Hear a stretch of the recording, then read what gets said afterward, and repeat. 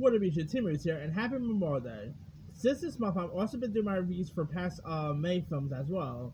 I decided to kill two birds with one stone and do my review for the 2001 film Pearl Harbor.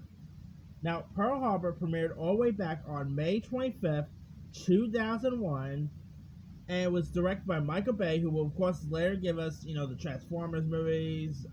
He, of course, gave us Armageddon, the first two Bad Boys. Michael Bay is a bit of a oddball. I don't mind Michael Bay movies. I think his movies could be pretty fun and all.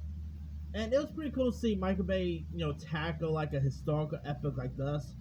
Now the movie is, of course, a drama that's based on real historical events about the attack of Pearl Harbor,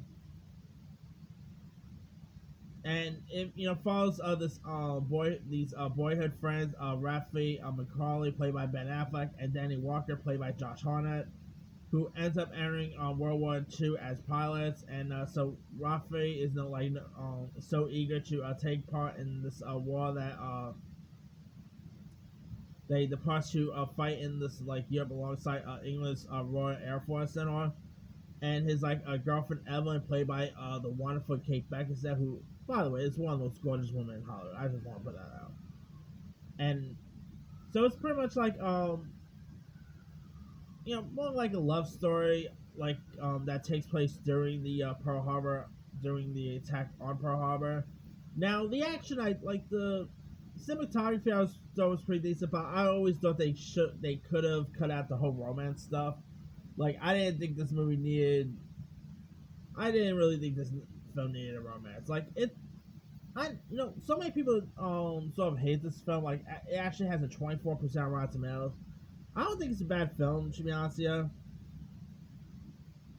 But I mean, I've had watched it a couple times, and I do get a kick out of it once in a while.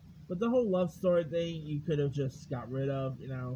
I think they should just focus it more on the historical aspect. The characters that Ben Affleck played, Josh Hartnett, Kate Beckinsale played, they're not even real. They're actually fictional. I guess you could probably also have said the same thing about, let's say, Titanic.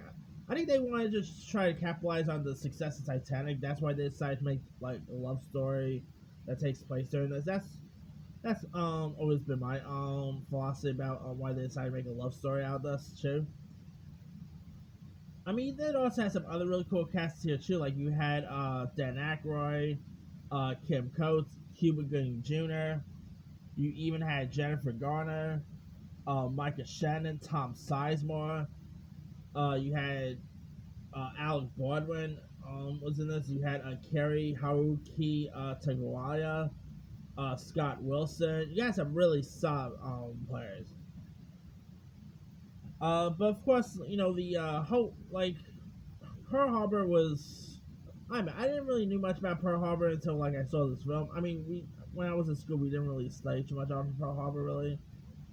But Pearl Harbor was a terrible event right there.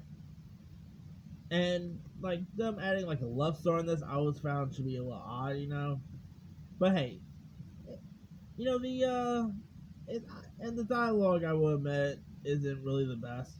But the act, I kind of like what this one critic says. Pearl Harbor tries to be the Titanic of war movies. I guess it's a bit like the Titanic of war movies. But I didn't mind it.